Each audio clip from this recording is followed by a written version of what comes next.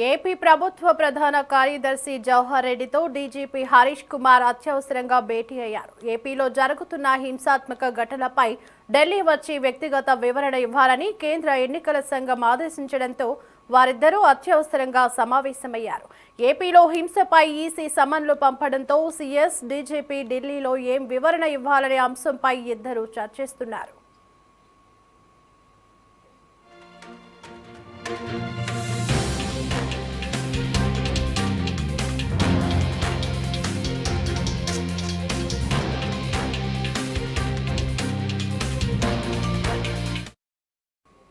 Right, ఇక ఇదే అంశానికి సంబంధించి మరింత సమాచారం మా ప్రతినిధి రామకృష్ణ అందిస్తారు. రామకృష్ణ, చెప్పండి.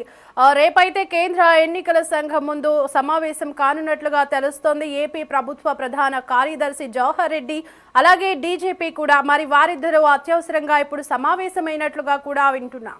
మరి దానికి సంబంధించి ఏ విధంగా చర్చించుకున్నట్లుగా తెలుస్తుంది?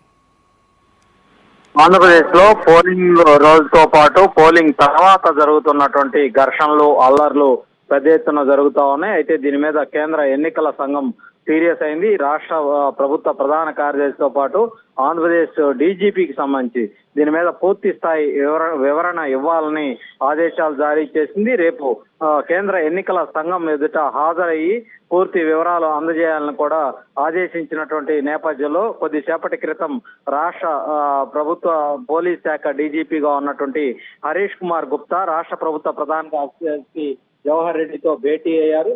రేపు కేంద్ర ఎన్నికల కమిషన్ ముందు హాజరు కానున్నటువంటి నేపథ్యంలో అక్కడ ఎలాంటి వివరణ ఇవ్వాలి అన్న దాని మీద ఇద్దరు కలిసి చర్చించుకున్నట్లుగా కూడా మనకు సమాచారం అందుతోంది.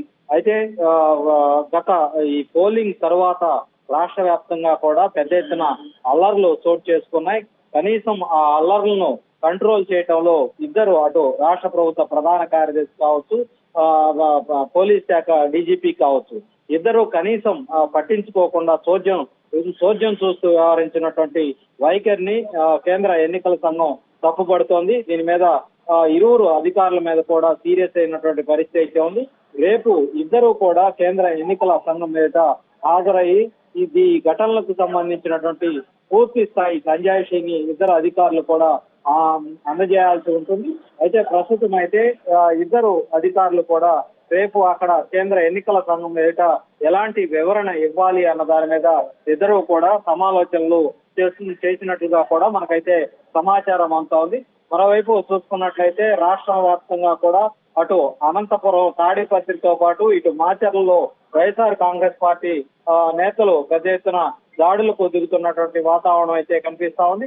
ప్రధానంగా కవ్వింపు చర్యలతోటి పరస్పరం ఘర్షణలకు సావిచ్చే పరిస్థితి అయితే కనిపిస్తా ఉంది. ప్రస్తుతం మాచర్లో అయితే పోలీస్ బలగాలన్నీ కూడా పెద్ద ఎత్తున అక్కడ చేరుకోవటం, గ్రామాన్ని కూడా జల్లెడ పడతా ఉన్నారు. మారణాయుధాలు ఇలాంటి వాటిని అన్నింటినీ కూడా స్వాధీనం చేసుకుంటా ఉన్నారు. ప్రస్తుతం గుంటూరు కోస్టల్ ఐజీగా ఉన్నటువంటి త్రిపాఠితో పాటు అక్కడ పల్నాడు ఎస్పీతో పాటు ఇతర పోలీస్ బలగాలన్నీ కూడా మాచర్లలోనే మోహరించాయి.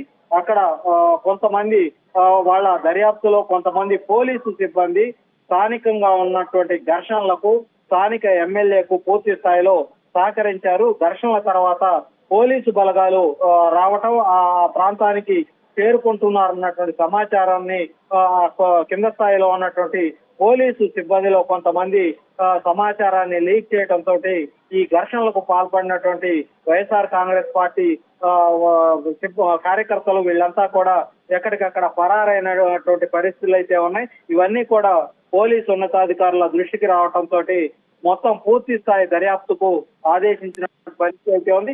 మొత్తానికి గత 2 రోజులుగా రాష్ట్ర వ్యాప్తంగా పోలింగ్ ముగిసిన తర్వాత చోటు చేసుకున్నటువంటి ఘర్షణలు, ఉద్రిక్త వాతావరణం, వీటన్నిటి మీద కూడా అటు రాష్ట్ర ప్రభుత్వ ప్రధాన కార్యదర్శి, రాష్ట్ర డీజీపీగా ఉన్నటువంటి హరీష్ కుమార్ గుప్తా ఇద్దరు కూడా భేటీ అయి పూర్తి వివరాలను అసలు ఏం జరిగింది, ఈ 2 రోజుల పాటు ఎక్కడెక్కడ అల్లర్లు జరిగాయి, దీంట్లో పోలీస్ శాఖ వైఫల్యం అంతా, అటు రాష్ట్ర ప్రభుత్వ ప్రధాన కార్యదర్శి ఆయన ఎలాంటి చర్యలు తీసుకున్నారు, ఇవన్నిటి కూడా సంబంధించి పూర్తి స్థాయి వివరణతో కూడినటువంటి వివరాలను రేపు ఢిల్లీలో కేంద్ర ఎన్నికల కమిషన్ ముందు అందజేయబోతా ఉన్నారు.